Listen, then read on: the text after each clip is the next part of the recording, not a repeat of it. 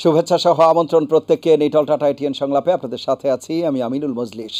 দর্শক, আপনারা জানেন সমসাময়িক ও জনগুরুত্বপূর্ণ বিভিন্ন বিষয় নিয়ে আমাদের আলোচনা অনুষ্ঠান। আমাদের আজকের আলোচ্য বিষয় আন্দোলনে উত্তাল রাজপথ। এ বিষয়ে আলাপ করবার জন্য স্টুডিওতে রয়েছেন দুজন সম্মানিত অতিথি। আমাদের সাথে রয়েছেন সাবেক সচিব আবু আলম মোহাম্মদ শহীদ খান এবং ঢাকা বিশ্ববিদ্যালয়ের লোকপ্রশাসন বিভাগের অধ্যাপক প্রফেসর ডক্টর নাজমুল হাসান কলিমুল্লাহ। এছাড়া অনলাইনে আমাদের সাথে যুক্ত আছেন সিনিয়র সাংবাদিক জনাব অজয় দাস গুপ্ত। আপনাদের তিনজনকে অনুষ্ঠানে স্বাগত। প্রিয় দর্শক, আপনারা যারা অনুষ্ঠান দেখছেন, আশা করছি পুরো অনুষ্ঠান জুড়েই আপনাদেরকে সাথে পাবো। কথা না বাড়িয়ে আমরা চলে যাব মূল আলোচনায়। প্রথমে আবু আলম শহীদ খান, আপনাকে দিয়ে আলোচনা শুরু করছি।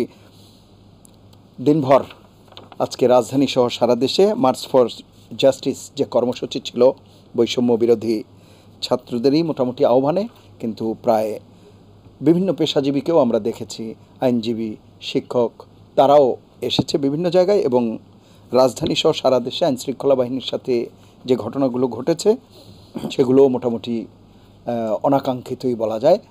তো সব কিছু মিলে আপনি আলোচনা শুরু করবেন। আমরা ভাবছিলাম কারফিউর সময় যেহেতু আস্তে আস্তে শিথিল করা হচ্ছে এবং অফিস টাইম পূর্বের জায়গায় ফিরে আসছে, আজকে যখন কথা বলছি তখন সিদ্ধান্ত হয়েছে সিটি কর্পোরেশন বাদে প্রাথমিক বিদ্যালয়গুলো অন্তত খুলে দেওয়া হবে। মানে জনজীবনে এক ধরনের স্বাভাবিকতার প্রত্যাশাই করছিলাম বা আমরা করছি, কিন্তু সেই জায়গায় আবার যে আন্দোলন বা যে অবস্থা দেখছি, আপনার আলোচনা শুনবো। মানে 14 থেকে 20 পর্যন্ত যেরকম উত্তাল ছিল অত উত্তাল না, বাট কেউ কেউ হয়তো আশা করেছিল যে এইসব পদক্ষেপ, কারফিউ, সেনাবাহিনী তলব করা, মানে সিভিল এইডে বিজেপি, পুলিশ সব মিলিয়ে আমরা আন্দোলনটাকে অত কিছুটা স্থিমিত করতে পারবো, সরকার এইভাবে চিন্তা করেছিল। কেন ওটা তো একেবারে এমন পর্যায়ে চলে গেছিলো, আন্দোলন তখন আন্দোলন থাকেনি, এটা একেবারে একটা নাশকতার পর্যায়ে চলে গেছিলো, জ্বালাও পোড়াও। তো সেখান থেকে মনে হয় জিনিসটা একটু থেমে গেছে। সেই থামাটা জাতির আকাঙ্ক্ষাও ছিল, যে নাগরিক সমাজে মনে করছিলেন যে এইভাবে তো আন্দোলন চলতে পারে না। কোনো আন্দোলনে কিন্তু জোর করে বল প্রয়োগ করে দমানো যায় না, কিছুদিনের জন্য স্থিমিত করা যায়, যদি আন্দোলনের যে মূল সমস্যা সেই সমস্যাগুলো দূর না করা যায়। এখন এখানে অসুবিধাটা হচ্ছে যে আন্দোলনটা শুরু হয়েছিল খুব একটা সাধারণ দাবি নিয়ে, ছাত্রদের মেধা না কোটা বা কোটার বৈষম্য যেটা আছে, বৈষম্য বিরোধী ছাত্র আন্দোলন, পরে তারা নামটাও চেঞ্জ করেছে। তো এইখানে আন্দোলন শুরু থেকে আন্দোলনটাকে যেভাবে হ্যান্ডেল করা হয়েছে, সেখানে রাজনৈতিক যে বুদ্ধিমত্তার পরিচয় সম্ভবত সরকারি দল দিতে পারেনি, এবং নানান কথাবার্তায় তাদেরকে আরও উত্ত্যক্ত করা হয়েছে। এবং তারপরে যে রক্তপাত, যে বাংলাদেশে এখন সরকার বলছে 150 জন, ডিভিসি কালকে বলছিল যে 180 জনের মতো মারা গেছে তাদের হিসাবে, অন্যান্য পত্রপত্রিকা থেকে বলা হয় 207, 210 জন। তো মানে অনেক মৃত্যু, এবং এই মৃত্যু কিন্তু আমাদের এই যে সমসাময়িককালের যদি ঘটনাবলী আমরা দেখি, যে 90, 96, 2006, 2014 সব কিছুকে ছাড়িয়ে গেছে মৃত্যু, এবং সেই কারণে মানুষের মধ্যে কিন্তু একটা ক্ষোভ, বেদনা, দুঃখ আছে। ছাত্ররা কোটার ব্যাপারে যেটা সরকারের পক্ষ থেকে বলা হচ্ছে যে তারা যা চেয়েছিল তার চেয়ে অনেক বেশি পেয়েছে, ট্রু। তারা 5% বা 10% বা 15% এক পর্যায়ে রাখার চিন্তাভাবনা করেছিল। নারী কোটা নিয়েও তারা আলাপ আলোচনায় রাজি ছিল, বাট আমরা খুবই অস্বাভাবিক পরিস্থিতিতে, আইনমন্ত্রী যেমন বলছেন খুব বিচক্ষণ একটা রায়, মানে অস্বাভাবিক পরিস্থিতিতে অস্বাভাবিক বিচক্ষণ একটা রায়, কোটারও একটা করে দিয়েছেন তারা দ্রুততম সময়ে, যেটা আমরা অনেকবার আলোচনা করার সময় বলা হয়েছে না, এর আগে করা সম্ভব নয়। যাই হোক, একটা সমস্যার সমাধানের জন্য তো এইসব করা হয়েছে, কিন্তু এই যে রক্তপাত এবং নির্যাতন বা নিপীড়ন বা বল প্রয়োগ, সেইটার সমাধান কিন্তু হয়নি। তো সেই সমাধান না হওয়ার সাথে আরও অন্যান্য জনতার অন্যান্য অংশ, বাংলাদেশের মানুষের অন্যান্য অংশের অনেক সমস্যা আছে, যেগুলো নিয়ে আমরা অনেক দিন ধরে আলোচনা করছি। ধরেন যে এই যে বাংলাদেশের দ্রব্যমূল্য বাড়ে, কে বাড়ায়? সিন্ডিকেট। এবং মানুষ যে মুদ্রাস্ফীতির জন্য অর্থনীতিতে মধ্যবিত্ত, নিম্ন মধ্যবিত্ত, আমরা এটা সংখ্যাও বলেছিলাম 4 কোটি থেকে 5 কোটি মানুষের উপর একটা চাপ, এবং সরকারের একটা সহযোগিতাও ছিল যে 1 কোটি মানুষকে তারা কার্ডের মাধ্যমে খাওয়া দাওয়া দেওয়ার ব্যবস্থা করেছিল, কিছু কিছু রেশন দেওয়ার ব্যবস্থা করেছিল। তো সেটা দিয়ে কিন্তু সমস্যার সমাধান হয়নি, দিন দিন দ্রব্যমূল্য বেড়ে গেছে, সিন্ডিকেটের দাপট কমেনি, তার মাঝখানে দুর্নীতি নিয়ে অনেক কথা হয়েছে এবং দেশের প্রধানমন্ত্রী বলেছেন যে জিরো টলারেন্স, এবং এটা 18 সালের ঘোষণা ছিল। মাঝখানে আবার শিক্ষকদের ব্যাপারে ওই যে দিন বদলের যে ঘোষণা, সেখানে শিক্ষকদের ব্যাপারে নতুন পৃথক পে স্কেল এবং অন্যান্য অনেক কিছুই বলা হয়। মানে আমাদের রাজনীতিবিদরা তো ইলেকশনের আগে, সেই ইলেকশন যথাযথ হোক না হোক, ভোট হোক বা না হোক, রাতে হোক দিনে হোক, ইলেকশনের আগে তো একটা ওনারা ম্যানিফেস্টো দেন, অনেক কিছু বলেন। শিক্ষকদের উপরে হঠাৎ করে বলা হলো যে তাদেরকে একটা পেনশন স্কিমের মধ্যে যেতে হবে, তখন শিক্ষকরাও কিন্তু আন্দোলনে ছিলেন এবং এখনও আছেন কর্মবিরতি, এবং সব ইউনিভার্সিটি বন্ধ। তো এই যে কোটার বিষয়টা যে শেষ হয়ে গেছে, কিন্তু আরও যে 10টা বিষয় আছে সেগুলোর কিন্তু এখন সামনে চলে আসছে। তো সেগুলোর সমাধান না করা পর্যন্ত, এবং ছাত্রদের যে দাবি যুক্ত হয়েছে যে প্রতিটা মৃত্যুর তদন্ত, এবং সরকার কিন্তু বলছেন, এবং একটা তদন্ত কমিশন করা হয়েছিল, প্রথমে বলা হয়েছিল এটা 6 মৃত্যুর ব্যাপারে তদন্ত করবে, সম্ভবত একজন জাজের নেতৃত্বে। তো বাংলাদেশে পরবর্তীতে পরিসরটা আরও বাড়ানো পরিসর বাড়ানো হয়েছে। তো বাংলাদেশে ধরেন একজন জাস্টিসের নেতৃত্বে আমাদের আস্থা বিশ্বাসহীনতা এমন জায়গায় চলে গেছে যে আমরা তো জজমিয়া কাণ্ড দেখার কারণে তো ওই বিচারপতিদের প্রতি জয়নাল আবেদিন সাহেবের এবং অন্যান্য অনেক সময় অনেক তদন্ত রিপোর্ট অনেক হয় না এরকম, এবং এইসব রিপোর্ট প্রকাশিত হয় না। সো এই মানুষের আস্থাহীনতা কিন্তু অনেক বড়। তো এখানে আবার টেকনিক্যালি যুক্ত হয়েছে জাতিসংঘ টেকনিক্যাল সাপোর্ট দেবে, সেটা আবার গভর্নমেন্ট কিন্তু অ্যাকসেপ্ট করেছে, চমৎকার, খুব ভালো। কিন্তু ওইখানেই খেলাটা শেষ হচ্ছে না, ওই খেলার মধ্যে যুক্ত হয়েছে এখন জাতিসংঘের তত্ত্বাবধানের তদন্ত করতে হবে। তো এই যে জিনিসটা যে আপনি যে বলছেন, আজকে সারাদিনে যতটুকু টিভিতে দেখলাম, বরিশাল, চট্টগ্রাম, আপনার বগুড়া, ঢাকাতে কিন্তু 2জন শিক্ষিকা হয়েছেন, বিব্রত হয়েছেন, এবং তাদের মধ্যে লাঞ্ছিত করা হয়েছে, তাই না? তো এই যে আপনি এখনও যদি আমরা এসব করতে থাকি, আপনি শান্তিপূর্ণ আন্দোলনের স্পেসটা দিতে হবে। যতক্ষণ পর্যন্ত আপনি শান্তিপূর্ণ আন্দোলনের স্পেস দেবেন না, এবং এই স্পেসটা সমন্বয়কারীরা তো অন্তত বিবৃতি দিয়ে তাদের ইয়ে থেকে বের হয়ে আসছে। সেই বিবৃতির ব্যাপারে এখন ধরেন কলিমুল্লাহ সাহেব আরও ভালো আলোচনা করতে পারবেন, উনি সবে আপনি যে বিবৃতি যারা 6 জন দিয়েছে তারা কোথায় বিবৃতি দিয়েছে? তারা কি প্রেস ক্লাবে এসে বিবৃতি দিয়েছে, কোনো গণমাধ্যমে এসে দিয়েছে, বা ঢাকা ইউনিভার্সিটি যেখান থেকে আন্দোলনের সূচনা, কি রাজু ভাস্কর্য হচ্ছে এখন কেন্দ্র, তাই না? বটতলা আগে কেন্দ্র ছিল, এখন কেন্দ্র রাজু ভাস্কর্য, ওইখানেও যদি 6 জন এসে বিবৃতি দেন সেটা কিন্তু গ্রহণযোগ্য হতো। তারা এমন পরিস্থিতি, ওই যে অস্বাভাবিক পরিস্থিতিতে এটা হলো অস্বাভাবিক বিবৃতি, মানুষের অস্বাভাবিক, তাই না? অস্বাভাবিক জায়গা থেকে অস্বাভাবিক বিবৃতি, এবং খবরের কাগজ দিয়ে ঢাকা, হ্যাঁ, এবং ওইটা, এবং ছবিটা যেরকম দেখা যাচ্ছে না, স্বজনদের যে আত্মতৃপ্তি সেটিও কি অস্বাভাবিক না? এটা তো পরের অংশ, আপনি পরের অংশে গেছেন। ওই জায়গাটাই যদি আমরা যাই, যে আমাদের হয় কি মানুষের সামনে বিবৃতি দেওয়ার একটা ক্যারেক্টার, আর পুলিশের কাছে আছে 161। হ্যাঁ, এটা নিয়ে বিচারপতিরা থাকলে, মানিক সাহেব থাকলে একটু আলোচনা করতে সুবিধা হতো যে আপনি 161 গ্রহণ করবেন কিনা। তারপরে আছে যে আপনি 164 যদি আপনি তাকে গ্রেপ্তার করেন এবং সে যদি স্বীকার করে, যে তখন আপনি ম্যাজিস্ট্রেটের সামনে একটা বিবৃতি দেবেন। তো এই বিবৃতির আমি কিন্তু কোনো আইনি কাঠামোর মধ্যে কোথাও ফিট করতে পারছি না। সেই জন্য আমি বলছি যে অস্বাভাবিক জায়গা থেকে অস্বাভাবিক বিবৃতি, এবং যার কারণে কিন্তু কনফিউশন সৃষ্টি হচ্ছে। আপনি ফরিদপুরের একটা বিবৃতি দেখলাম, ওটাও একটা কি OCDBর অফিসে, হ্যাঁ, একটা বিবৃতি আমি দেখেছি, খুলনা বিশ্ববিদ্যালয়ের বিবৃতি, সেখানে আশেপাশে কিছু ছিল না। সো আমি এখন বলতে পারবো না নিশ্চিতভাবে যে ওই বিবৃতি তারা কিভাবে নিজের থেকে দিয়েছেন কিনা, বলা যাচ্ছে না, কেন ওখানে কিছু ছিল না। ওখানকার যে স্পেসটা বা যেখান থেকে ওনার বিবৃতিটা প্রচার করা হয়েছে সেটা একটা নিউট্রাল স্পেস বলে আমার মনে হয়েছে। আমি কিন্তু সামনে বিবৃতিটা দেয়া হলো বা যেখানে আমরা যে আলোচনা করছি, যেখানে বিবৃতি, তারা কি আসলে ওইভাবে কনভিন্স করতে পারেনি যে বিবৃতিটা বাইরে যে দিলে আস্থার অভাব ছিল, যে অন্যরকম হয়ে যেতে পারে এমনটা, না তারা ভেবে এটাকে কোনো ব্যাপার মনে করেনি এই জন্য দিয়েছে?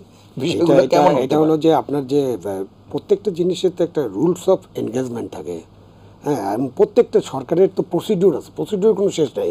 আপনার হাজার হাজার বই পুস্তক আছে, পুলিশ রুলস আছে, তাই না?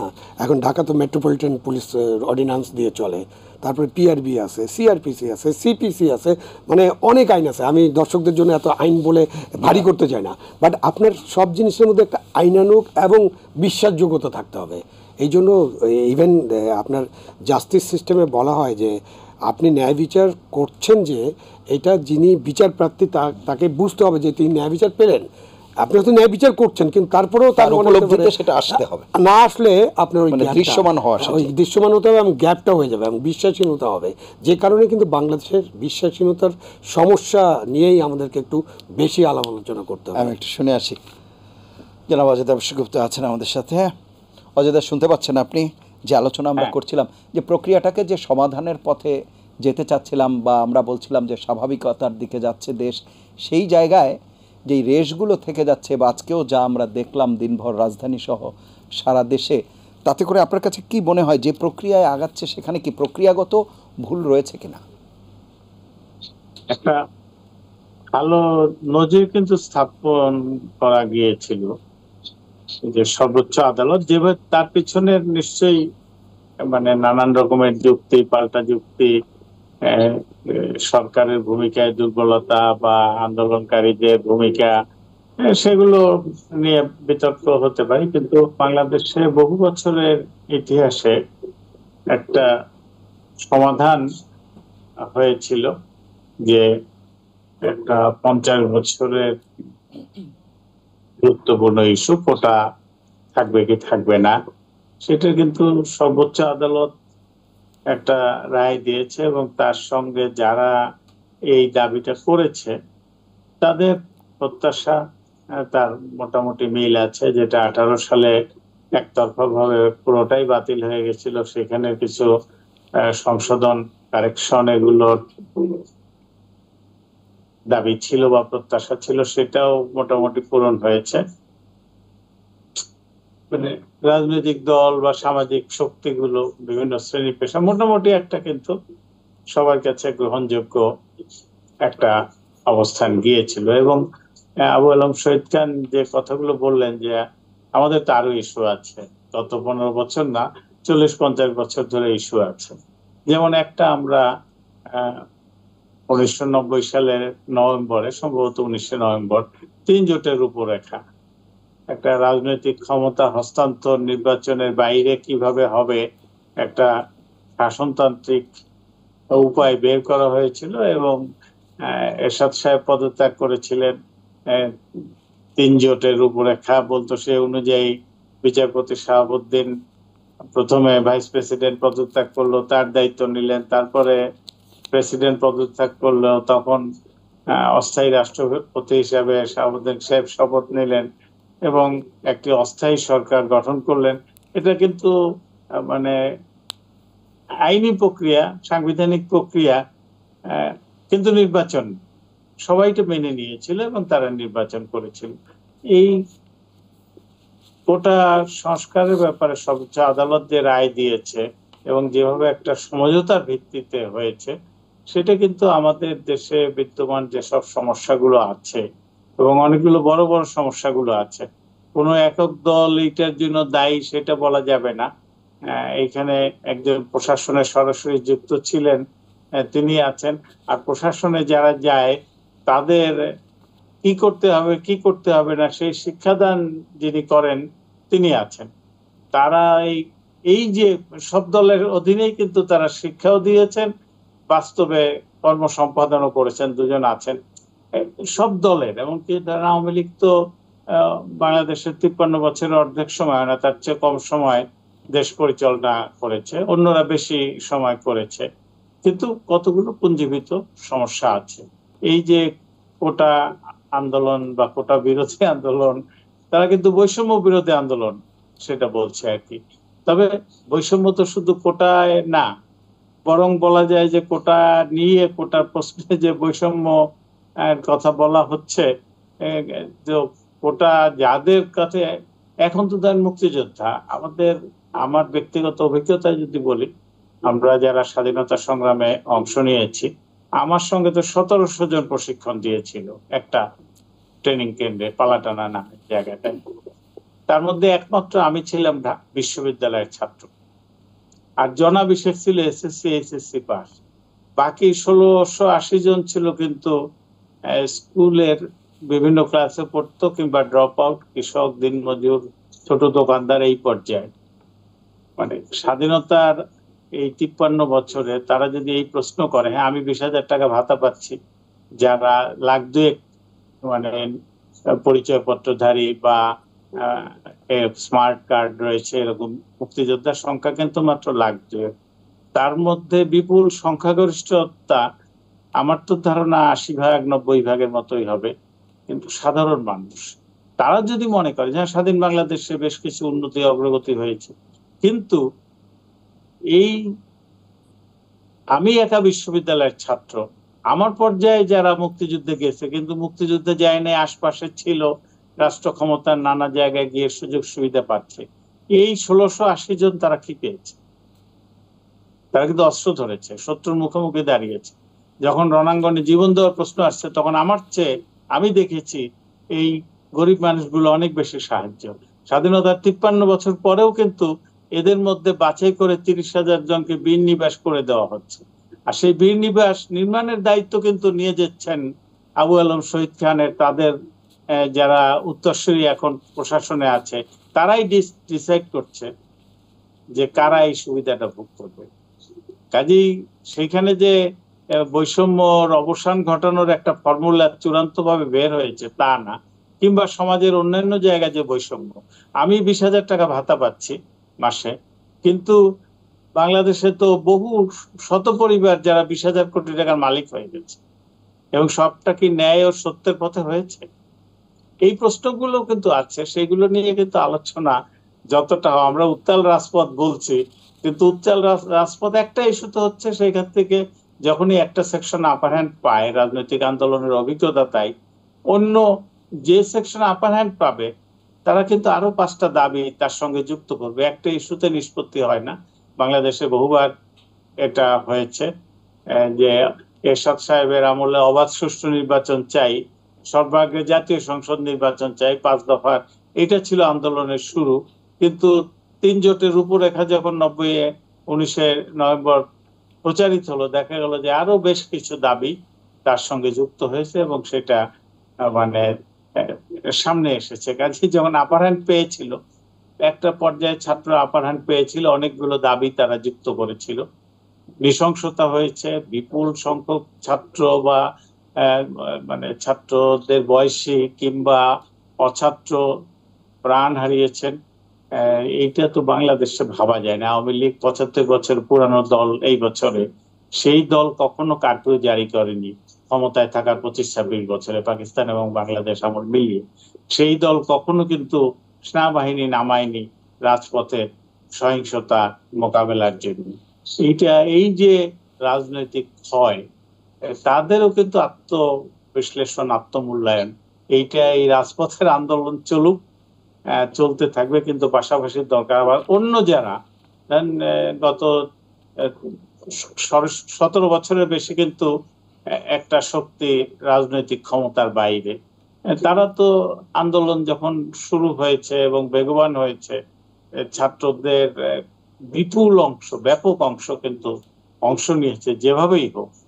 তবে 1969-এর ছাত্র আন্দোলন করেছি, আমি সরাসরি যুক্ত ছিলাম, হয়তো প্রেস রিলিজ লেখা এই পর্যায়ে আমার সাংগঠনিক দায়িত্ব ছিল, কিন্তু তখন দেখছি যে ছাত্র নেতারা, যেমন 24শে জানুয়ারি মতিউর যেদিন শহীদ হলেন, স্কুলের ছাত্র সচিবালয়ের সামনে আমরা একই জায়গায় ছিলাম, তারপরে পল্টন ময়দানে জানাজা হলো, মানুষ বিক্ষুব্ধ, হামলা করতে চায় পাশে লাট ভবনে, গভর্নর হাউসে।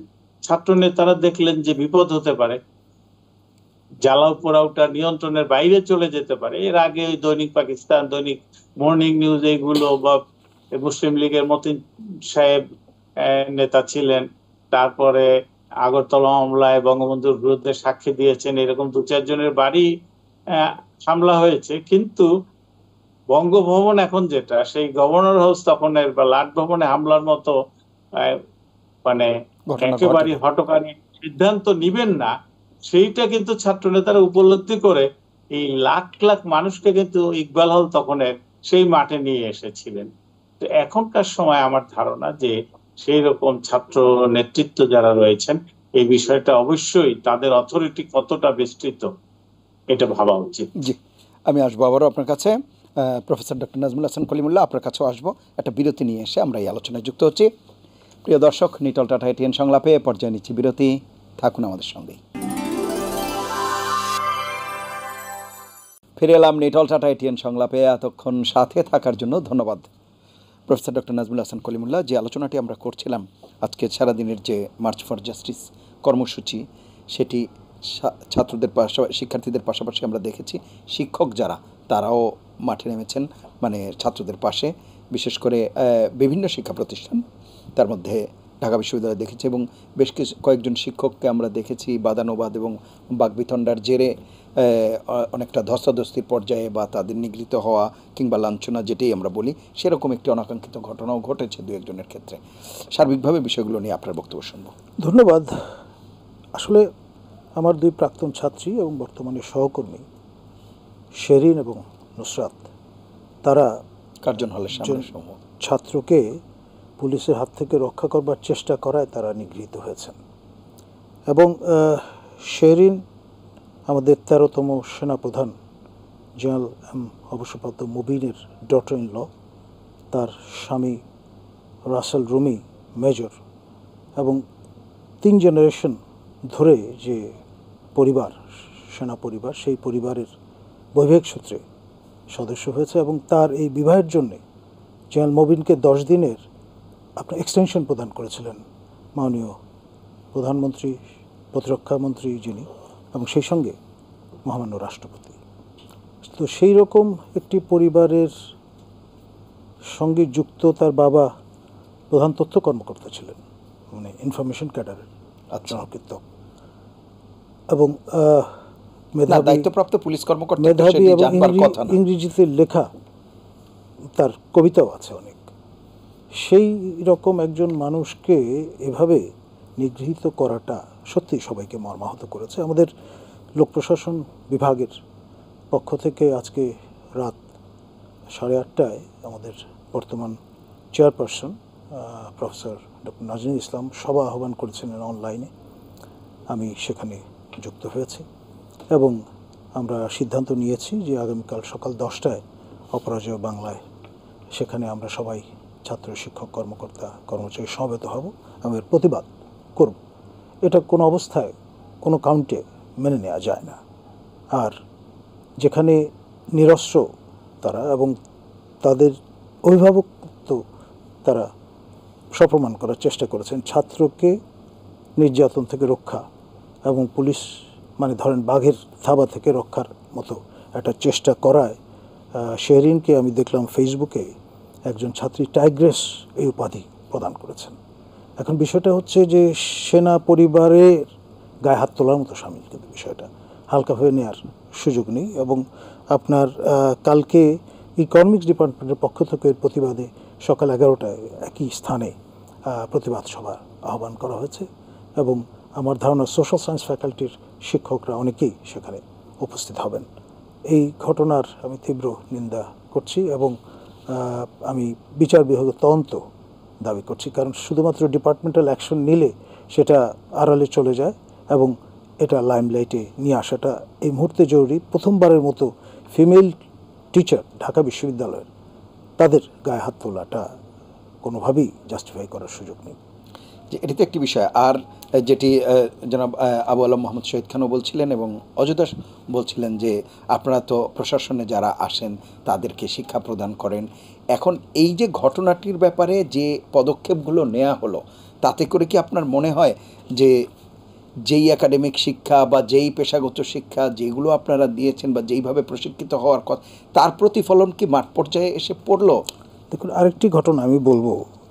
আমাদের সাবেক তত্ত্বাবধায়ক সরকারের উপদেষ্টা ছিলেন ব্যারিস্টার মইনুল মহোদয়, তিনি মৃত্যুবরণ করেছেন, দেহত্যাগ করেছেন অনেকদিন আগে। তার বাড়িতে পুলিশ গিয়ে হাজি তাকে গ্রেপ্তার করার জন্য খেয়াল করেন এবং শেষ পর্যন্ত যারা বাড়িতে উপস্থিত ছিল তাদের ডেথ সার্টিফিকেট দেখাতে তারপরে তারা নিবৃত্ত হয়েছেন।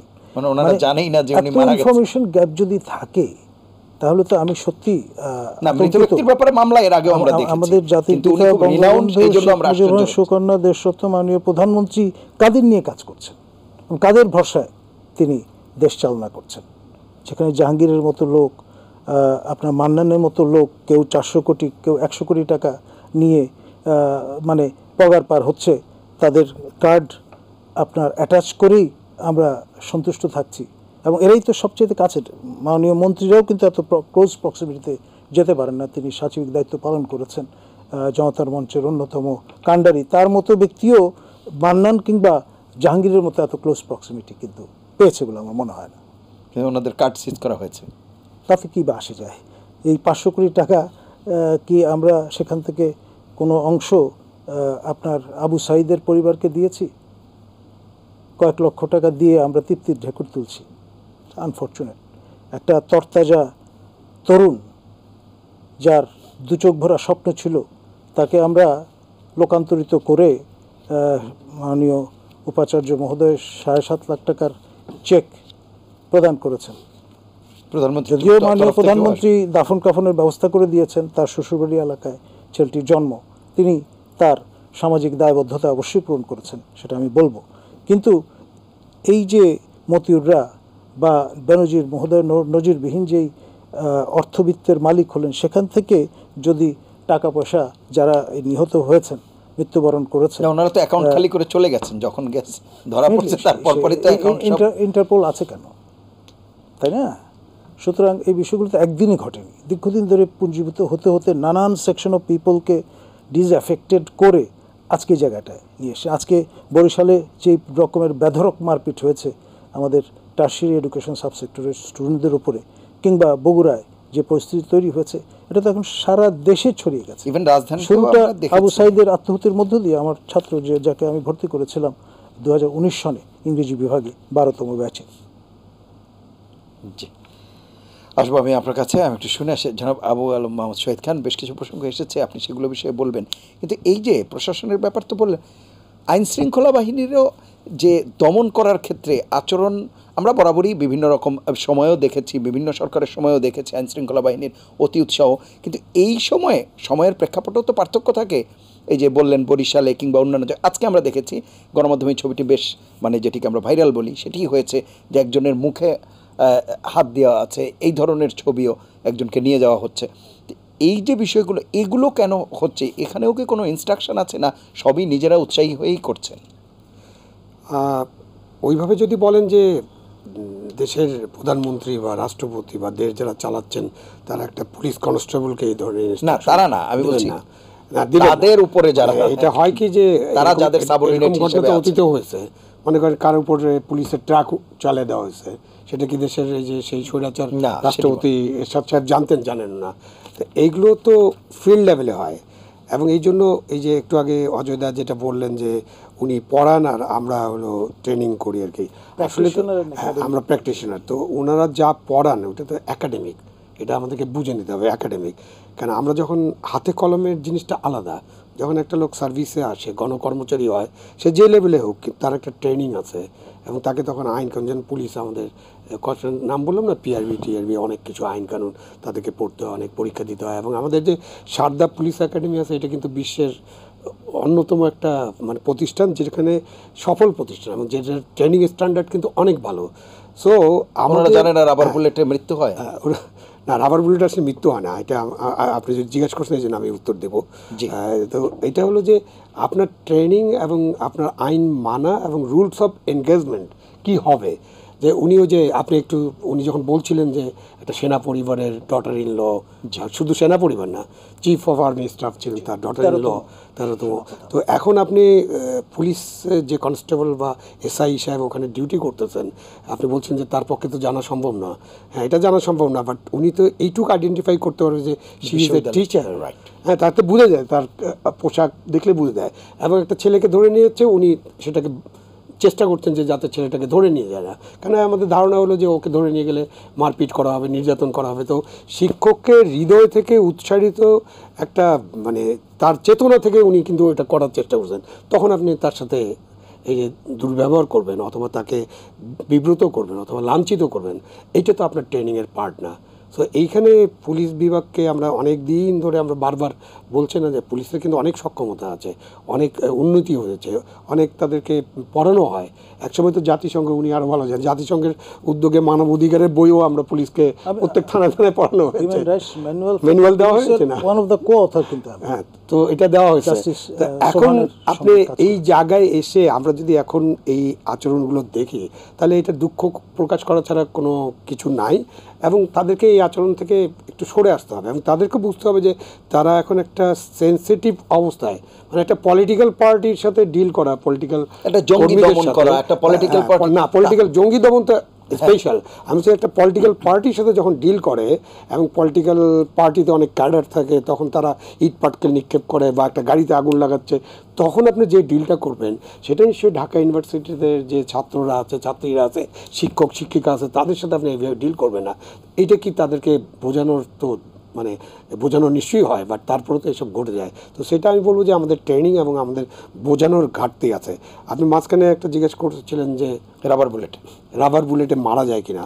আসলে রাবার বুলেটের মানে এটা শুনলেই তো একটা মনে হয় যে এই জিনিসে কিছু হবে না, রাবার বুলেট। কিন্তু রাবার বুলেটে তো একটা প্রজেক্টাইল থাকে, এটাকে যে দূরে যাবে যে, তো ওই প্রজেক্টাইল দিয়ে আপনি আহত হতে পারেন, এবং ক্লোজ রেঞ্জে হলেও হয়তো মৃত্যু ঘটতে পারে। বাট আমি একটু চেক করেছিলাম, এরকম প্রশ্ন আরেক জায়গায় করা হয়েছিল যে রাবার বুলেটের সাধারণত মৃত্যু হয় না যদি না খুব ক্লোজ রেঞ্জ থেকে হয়।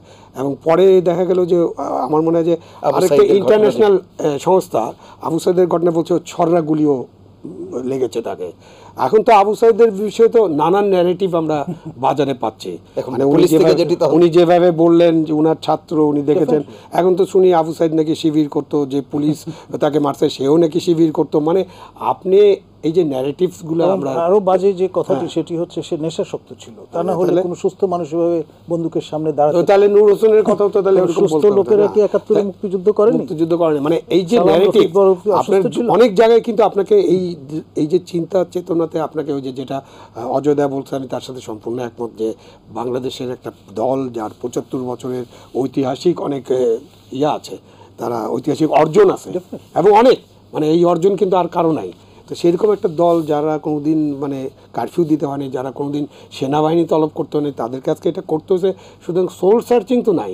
সোল সার্চিং না করে আপনি এখন নেগেটিভ বানাচ্ছেন, সোল সার্চিং না করে আপনি এখন গল্প তৈরি করতেছেন, এইটা তো কোনো সোল সার্চিং হলো না। এখন অজয়দা তো আমি ওনাকে মাঝে মাঝে বিদ্রোপ করি যে he is a think tank for the ruling party. উনি এটা বলেন যে না না না আমি থিঙ্ক ট্যাঙ্ক না, বাট আমি জানি যে উনি একজন থিঙ্ক ট্যাঙ্কের মেম্বার। তো এই সোল সার্চিং আপনারা কেন করাতে পারতেছেন না? এখানে তো ন্যারেটিভ বানায় লাভ নেই। এখন এইটার আপনি তো তারপরে দেশের যে সংবিধান আছে সেই সংবিধান অনুযায়ী নাশকতা বা সংঘাত বা সহিংসতা না করলে যে কোনো মানুষের অধিকার আছে তার মত প্রকাশ করার। তা আপনি যে এই যে মতামত প্রকাশ করবে শান্তিপূর্ণভাবে, এটা সুযোগ দিতে হবে। তো এই স্পেস যদি না দেন তাহলে কিন্তু এই সমস্যার সমাধান হবে না, এবং আপনি সমস্যাটাকে আরও ঘনীভূত করছেন এবং সমস্যাটাকে এমন জায়গায় নিয়ে যাচ্ছেন যেখানে মানে ওই যে পয়েন্ট অফ নো রিটার্ন, বা তো ঘরের সব দরজা জানলা বন্ধ করে যদি রাখেন তাহলে ওই যে ফুঁড়ে বের করতে হবে, ছাদ ফুঁড়ে বের হতে হবে। তো সেরকম অবস্থা নিয়ে যাওয়ার তো কোনো মানে নেই। আমরা এই বাংলাদেশটাকে ভালোবাসি, মুক্তিযুদ্ধের মধ্য দিয়ে এই বাংলাদেশটা অর্জিত হয়েছে, এবং এই বাংলাদেশের মানুষ যাতে ভালো থাকে সেটাই তো আমাদের রাজনীতিবিদ, আমলা, ব্যবসায়ী সবারই চিন্তা হওয়া উচিত। বাট দুঃখজনকভাবে এটাই সত্য যে আমরা এই যে এনাদের কাছ থেকে উনি দুর্নীতির কথা বলছে, এটা তো একটা আপনার দেশের রাজনীতিবিদ, আমলা না বলে গণকর্মচারী অ্যান্ড আপনার ব্যবসায়ীরা, এদের একটা বিশাল সিন্ডিকেট। এই যে তার মধ্যে যদি আপনার পানি টানা লোক সেও 400 কোটি, আপনার তোয়ালে আগায় দিবে সেও 100 কোটি টাকা, এইসব যদি বের হয়ে যায় এগুলো কিন্তু ক্ষোভের কারণ।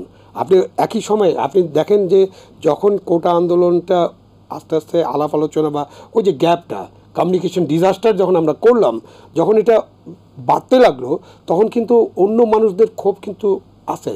আমি ডিম কিনতে পারি না খালি, আমি 1 কেজি মাংস কিনতে পারি না, আর একজন চাকর বাকর সে 400 কোটি টাকার মালিক, আবার একজন পুলিশের সর্বোচ্চ কর্মকর্তা সে 1000-2000 কোটি টাকা নিয়ে চলে যাচ্ছে।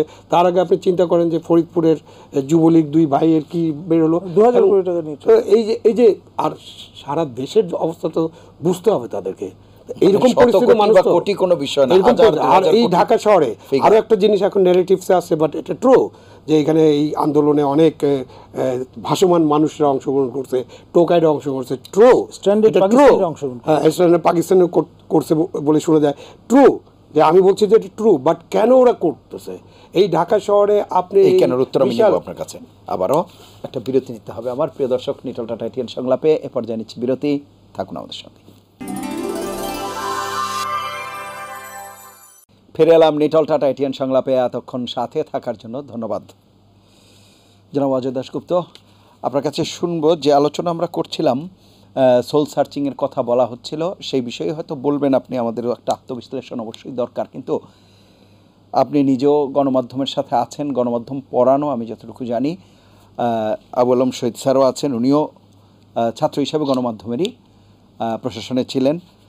আমরা জানি যে এই যে প্রচারণাও এক ধরনের মানুষের মগজে মননে ঢুকে যায়। দীর্ঘদিন থেকে আমরা বিভিন্ন থিওরি পড়েছি, যখন একাডেমিকভাবে পড়েছি, ম্যাজিক বুলেট থিওরি বা হাইপোডালমিক নিডল অ্যাপ্রোচ থিওরি, যে দীর্ঘদিন যদি একটি প্রচারণা চালানো হয়, এই যারা আন্দোলনের নামে মানে যেসব শিক্ষার্থীরা আছে, এদের বয়স যদি আমরা বলি 20-25, এবং এদের বয়স যখন 10-15 ছিল তখন থেকেই তো তারা বর্তমান সরকারকে দেখে আসছে, তাদের উন্নয়ন কার্যক্রম দেখে আসছে, তাদের নানা প্রচারণা দেখে আসছে, এত ইতিহাস দেখে আসছে, সব কিছু দেখছি আমরা। বিগত সময় ইতিহাস বিকৃতির কথা বলি বিভিন্ন, এখন তো সব কিছু ঠিক আছে, এরপরেও তারা কেন এত বিরাগভাজন হয়ে গেল? তাদের ভেতরে আমরা কেন সেই শক্তি বা যেই চেতনার কথা বলছি সেগুলো সেইভাবে গ্রথিত করতে পারলাম না? বিষয়গুলো কি মানে যেই আত্মবিশ্লেষণের কথা বলছি সেটিও কি বিশ্লেষণের দাবি রাখে কিনা?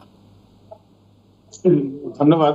আমি আবু আলম শহীদ খানের একটা কথার সূত্র ধরে বলি যে তিনি কি সূত্রে কি নির্ভরযোগ্য অবস্থান থেকে কথাটা বলছেন জানি না, কিন্তু আমি প্রত্যক্ষ পরোক্ষ কোন ধরনের শাসক দল বা শাসক দলের বাইরের কোন থিঙ্ক ট্যাঙ্কের সঙ্গে যুক্ত কখনো ছিলামও না, কখনো থাকবো বলে মনে হয় না। দাদা, আমি কিন্তু থিঙ্ক ট্যাঙ্ক আমি কিন্তু যে যোগ করছি, আমি নিশ্চিত করেই বলতে পারি, না, উনি যোগ করেছেন, উনি বললেন উনি যোগ করেছেন। যেমন বললেন যে উন্নয়ন করছে কিন্তু অনেকে সেটাকে আমলে নিতে চায় না, সেটা হলো ভিন্ন কথা। কিন্তু আমি এই ধরনের গত 50 বছরে, আমি সেই 72 সালে ছাত্র থাকাকালে পত্রিকার সম্পাদক ছিলাম, এইটাও বলতে পারি যে আমার এই জীবনে অনেকগুলো সংবাদপত্রে শীর্ষ পদের কাছাকাছি জায়গায় থেকে কাজ করেছি, কিন্তু কেউ কখনো আমাকে কোনো এমনকি প্রলুব্ধ করারও, মানে কোনো একটা পক্ষে টানার জন্য কিছু সুবিধা দেওয়া, এরকম অভিজ্ঞতা আমার জীবনে নেই। যে প্রশ্নটা করেছিলেন যে ছাত্ররা কেন বিরুদ্ধে গেল, সেটা স্বাধীনতার পরে ধরেন 72-এ কিন্তু জাতীয় সমাজতান্ত্রিক দল হয়েছিল, এবং জুলাই মাসে, এই যে জুলাই গতকালকে বা আজকে শেষ হয়ে গেল আর কি, সেই মানে বঙ্গবন্ধু 10ই জানুয়ারি দেশে ফিরলেন মুক্ত স্বদেশে, আর এই 21শে জুলাই ছাত্রলীগ 2 ভাগ হলো। তারও আগে মে মাসে ছাত্রলীগ দ্বিধাবিভক্ত হয়ে ডাকসু ইলেকশন করেছিল।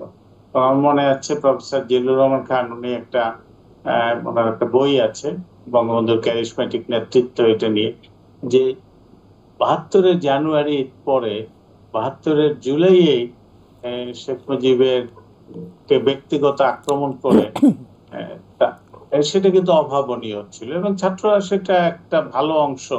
তখন ওই 72-এ বহু জায়গা, 72-এ বা 73-এ নির্বাচন হয়েছে ছাত্র সংসদে, জাসদ ছাত্রলীগ কিন্তু জয়ী হয়েছে।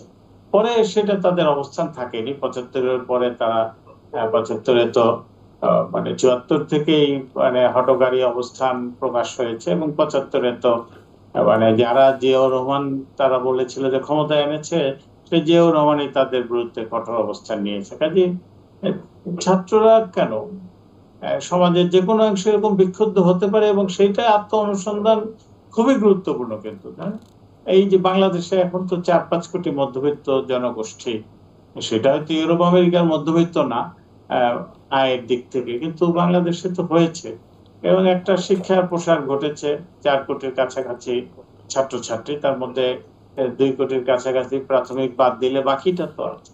তারা এখন শুধুমাত্র মুক্তিযুদ্ধ করেছে, মুক্তিযুদ্ধের দল, এই প্রশ্নে একেবারে মানে চিরকালীন একটা অবস্থান আওয়ামী লীগের জন্য, সেটা কিন্তু হবে না। তাদের বহু প্রত্যাশা জন্ম নিয়েছে। যারা ক্ষমতার বাইরে তারাও চেষ্টা করবে এই প্রত্যাশার মধ্য দিয়ে নিজেদের কিছু রাজনৈতিক সুবিধা ফায়দা এটা আদায়ের জন্য। আবার আওয়ামী লীগ নানাভাবে, এখন তো অনেকে বলে যে 1971 সালের 11ই ডিসেম্বর তাজউদ্দিন সাহেব জামাত ইসলাম মুসলিম লীগ নিষিদ্ধ ঘোষণা করেছিলেন, নিজাম ইসলাম নিষিদ্ধ ঘোষণা করেছিলেন। তাদের যারা পারিবারিক উত্তরসূরি তারা এখন আওয়ামী লীগের সঙ্গে, নাতি নাতনিরা আওয়ামী লীগের সঙ্গে, নাতিপুতি যেটা কোটা প্রশ্নে বলে, তো 71-এর সেই পাকিস্তানি হানাদার বাহিনীর সহযোগীদের নাতিপুতিরা তো এখন আওয়ামী লীগ বা বিএনপির মধ্যেই বেশিরভাগ আছে। কাজেই সেইগুলো কিন্তু হতে পারে প্রত্যেকটা দলেরই। আওয়ামী লীগ যখন একটা স্লোগান দিয়েছে যে আমি স্মার্ট বাংলাদেশ করতে চাই, তো তার তো দলকে স্মার্ট হতে হবে। বিএনপি কেও শুধুমাত্র এই কোটা আন্দোলন, ছাত্ররা যেহেতু এতদিন বিএনপি বা তার সহযোগীরা যেটা করতে পারেনি, সরকারকে একটা বড় ধরনের ঝাঁকুনি দেওয়া, সেই ঝাঁকুনিটা দেওয়া, সেই সুবিধাটা নেওয়ার জন্য যেভাবে তারা চেষ্টা করছে, তার বাইরে নিজস্ব যে আত্ম অনুসন্ধান, যে কেন তাদের ডাকে আসে না কিন্তু ছাত্ররা, যারা এমনকি নিজেদের মধ্যে বৈঠকগুলো ঠিক মতো করতে পারে না, তাদের ডাকে কেন আসলো? কিংবা গণজাগরণ মঞ্চ 13 সালের ফেব্রুয়ারি মার্চে ওই সময়টা কেন, ওই সময়ের ছাত্র তরুণদের ডাকে কেন লাখ লাখ তরুণরা যুদ্ধাপরাধীদের বিচার দাবিতে এসেছিল? সেগুলো কিন্তু আমি মনে করি যে প্রত্যেকটা রাজনৈতিক দল এবং তার বাইরে প্রশাসন, আইন শৃঙ্খলা বাহিনী, তাদের কাছে কিন্তু স্পষ্ট হওয়া উচিত, যেভাবে গত 20, 30, 40 বছর বাংলাদেশকে একটা ছকে বাঁধা অবস্থায় পরিচালনার চেষ্টা করা হয়েছে, 18 সালে কোটা নিয়ে আন্দোলন, কিংবা এই সড়ক পরিবহনের আন্দোলন, কিংবা এইবারের আন্দোলন, মাঝখানে বেসরকারি বিশ্ববিদ্যালয়ে কিছু ভ্যাট ইত্যাদি নিয়ে আন্দোলন, এগুলো নিয়ে বোঝা যায় যে যে মধ্যবিত্ত শ্রেণী বিকশিত হচ্ছে, তাদের চাওয়া পাওয়ার সঙ্গে আমাদের ক্ষমতায় যারা আছে বা ক্ষমতার যারা প্রত্যাশী, তাদের চাওয়া পাওয়ার সঙ্গে একটা ফারাক বেশ ব্যবধান হচ্ছে। জি, অসংখ্য ধন্যবাদ প্রফেসর ডক্টর নাজমুল হাসান কলিমুল্লাহ। আপনার কাছে আসবো, যে প্রশ্নটি আমি করছিলাম অজয় দাশগুপ্ত, সেটি একটু বিস্তারিত আপনি বলবেন। এই যে গত 15 বছর আমরা যদি ধরি, যেই মেগা উন্নয়ন বলি বা যেই সব জায়গায় ইতিবাচক পরিবর্তন, অর্থনৈতিক ইতিবাচক পরিবর্তনের কথা বলি, বিভিন্ন সূচকের পরিবর্তনের কথা বলি, ইতিবাচক সেগুলোকে আসলে এই যে যারা এখন আন্দোলনরত তাদেরকে সেই অর্থে বা বৃহৎ জনগোষ্ঠীকে সেই অর্থে কি স্পর্শ করেনি, বা কীরকম মনে করছেন, কেন তাহলে? দেখুন, একদম সোশিওলজিক্যাল পার্সপেক্টিভ থেকে তাত্ত্বিকভাবে আমি যদি বলি, এটা অ্যালিনিয়েশন তৈরি করেছে। আমরা সিঙ্গাপুর দেখতে যেতাম, সেটা এখন ঢাকায় দেখা যাচ্ছে, এটা অনেকে নিতে পারছেন না। কিন্তু টু বি অনেস্ট, মানে এই বিষয়টা কখনো কিন্তু আমরা ভেবে দেখিনি। যে লোকটা ডাকুয়া ইউনিয়নে বাস করে আপনার সেই পটুয়াখালীতে, সে তো এটা চায়নি। সে সরাসরি এটা বেনিফিট কি পাচ্ছে এই এক্সপ্রেসওয়ে কিংবা আপনার এই মেট্রো রেলের। আর খেয়াল করে দেখেন, এই যে ধ্বংসযজ্ঞটা হলো, যেটা শোনা যাচ্ছে যে আওয়ামী লীগের একাংশ এটাতে অংশগ্রহণ করেছে এই ধ্বংসযজ্ঞে, এবং আপনার মার্শিনারি হিসেবে বা ভাড়াটি হিসেবে ব্যবহৃত হয়েছে স্ট্যান্ডার্ড পাকিস্তানিরা, যেটা মহাজের বলছি বা বিহারি বলছি। এবং আমার একটা সিরিয়াস কনসার্ন আছে, সেটা হচ্ছে বাংলাদেশের সবচেয়ে স্পর্শকাতর স্থাপনা হচ্ছে গণভবন। এখন সিট অফ গভর্নমেন্ট, মাননীয় প্রধানমন্ত্রী শেখ হাসিনা সেখানে অবস্থান করেন 24 ঘন্টা বলতে পারেন।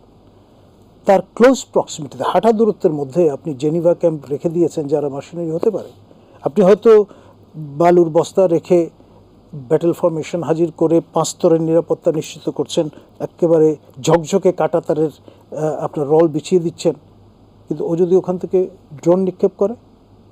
কিছুদিন আগে হুতিরা আপনার তেল আবিব, কোথায় সেই ইয়েমান, সেখান থেকে এই আয়রন ডোম ভেদ করে তেল আবিবে অবস্থিত মার্কিন দূতাবাসে হিট করেছে এবং 15 জন আহত হয়েছেন, একজন মার্কিন নাগরিকের মৃত্যু হয়েছে সেখানে। এখন এরকমের একটা আপনার ফার্নেস আমরা সেখানে রেখে দিয়েছি, আজ পর্যন্ত কারো খেয়াল হলো না যে এদের অনতিবিলম্বে আপনার যেহেতু হাজারিবাগ থেকে ট্যানারি নিয়ে যেতে পেরেছি, এই মানবতর জীবনযাপন করছে standard Pakistan, I have every sympathy for them, তাদের এখানে তো রাখার কোনো সুযোগ নেই। সিকিউরিটি কনসার্ন থেকেই এটা পারমিট করাটা ঠিক হয়নি। আমি আজকে আপনার এই শো থেকে জোর দাবি জানাবো, জাতিপিতা বঙ্গবন্ধু শেখ মুজিবুর রহমানের সুকন্যা দেশরত মাননীয় প্রধানমন্ত্রীর দৃষ্টি আকর্ষণ করব এই বিষয়টা তিনি যাতে মনোযোগী হন। জি, জানাব আবু আলম শহীদ খান, আমরা অনুষ্ঠানের শেষের দিকে চলে এসেছি। এই উদ্ভূত পরিস্থিতি থেকে আমাদের তো আসলে বের হতে হবে। শিক্ষা প্রতিষ্ঠান আর কতদিন আমরা বন্ধ রাখবো, বা জনজীবনের যে অবস্থা, একটা অস্বস্তি আতঙ্কের মধ্য দিয়ে তো আসলে চলা যায় না। সেই জায়গাতে আপনি একে কি বলবেন, মানে কি অবস্থা তৈরি হচ্ছে আগামীতে? মানে দেশের নাগরিক হিসেবে তো আমরা চাইবো যে দেশের শান্তিপূর্ণ থাকুক, এবং কলিমুল্লাহ সাহেব যেটা বললেন যে এলিনেশন হয়েছে, আসলে যেটা আমি বলার চেষ্টা করছিলাম যে আপনি যে এত সুন্দর মেট্রো রেল বা ওই গাড়ি চলবে এক্সপ্রেসওয়ে দিয়ে, এত সুন্দর পদ্মা সেতু, কিন্তু লক্ষ লক্ষ মানুষ ঢাকার ফুটপাতে ঘুমাবে। হ্যাঁ, এই যে আয় বৈষম্য, অনেকের তো অনেক আয়, আমরা তো কিছু দুর্নীতিবাজদের কথা বললাম, বাট অনেকের এমন পরিমাণ আয় উন্নতি হয়েছে এবং এমন পরিমাণ জীবনযাপন করেন, আর অনেক মানুষ এতটা বঞ্চিত নিপীড়িত ভাবতেছে নিজেদেরকে। তাদের মান্নান তো কুড়িয়ে পাওয়া ছিল, হ্যাঁ কুড়িয়ে পাওয়া ছিল, হারিয়ে গিয়েছিল, তাকে বাস পুরানোর সময় ওকে পাওয়া গেছে, মানে বাসে পুলিশ মারতেছিল তখন তাকে উদ্ধার করে আনা হয়েছিল। তো যাই হোক, তো এই যে আপনি যখন এইগুলো দেখবেন, এই যে বৈষম্যটা, এই বৈষম্যটা কিন্তু একটা সেই কারণে এই প্রচারণা কাজে লাগে না। হ্যাঁ, সেই জন্য এটা তো না, এটা অনেক কারণ আছে। ওই যে প্রচারণা না, এটা ধরেন যে আমাদের ইতিহাস ঠিক করা হয়েছে, হয়তো কিছু বাড়তি করা হয়েছে, ঠিক আছে, আমরা পত্রিকা, টেলিভিশনে, এবং তারা যে 8-10 বছরের বাচ্চাগুলো যারা এখন আন্দোলনে আছে, তারা সবাই কিন্তু শেখ হাসিনাকে প্রধানমন্ত্রী হিসেবে দেখেছিলেন এবং বঙ্গবন্ধুর জীবনী পড়েছেন, বাংলাদেশের অভ্যুদয়ের ইতিহাস পড়েছেন, মুক্তিযুদ্ধ পড়েছেন। তো ওই যে তাদের যে ভয়েস, যেটা অযোধ্যা বললেন, তাদের ভয়েস, তারা কি চায়, তারা তো সারাদিন শুধু এইসব চায় না, তাদের তো আরও অন্যান্য ডিম্যান্ড সৃষ্টি হয়েছে।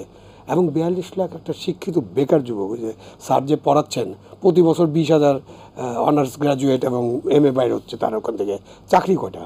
সরকারি চাকরি তো নাই। আবার অন্যখানে স্কোপ ক্রিয়েট হচ্ছে কিনা, নাকি একেবারে কিছু লোক আঙ্গুল ফুলে কোলা গাছ হচ্ছে আর কোনো জায়গায় তারা ইনভেস্টমেন্ট করছে না? এই যে এত টাকা পাচার হয়ে যাচ্ছে, মানে অনেক, মানে এই আলোচনা করতে গেলে মানে আপনার অনেক বৃত্তের মধ্যে অনেক কিছু আছে যেখানে মনোযোগী হতে হবে, যেখানে মনোযোগী হয়ে আপনি ওই সমস্যার সমাধান করতে হবে। আপনি এই পথশিশুর জীবনটাও তো একটা জীবন, সেখানে পথশিশু থাকবে একটা কল্যাণ রাস্তায়। আপাতত শিক্ষার্থীদের কি মেসেজ দেয়া যায়, মানে যাতে করে পরিস্থিতি শান্ত হয়?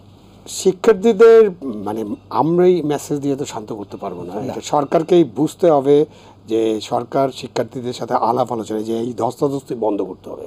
তারা যে শান্তিপূর্ণভাবে জাস্টিস মার্চ করতেছে, বা কালকে একটা কি প্রোগ্রাম আছে, বা আরও 2-1টা হয়তো প্রোগ্রাম থাকবে, সেখানে শিক্ষক সমাজকে, রাজনীতিবিদদেরকে, ছাত্রদের প্রতিনিধিদেরকে, অভিভাবকদের ইনভলভ করে অংশীজনের সাথে একটা আলোচনা করতে হবে। অসংখ্য ধন্যবাদ আপনাদের 3 জনকে অনুষ্ঠানে অংশ নেওয়ার জন্য। প্রিয় দর্শক, এই ছিল আজকের নিটল টাটা এটিএন সংলাপ।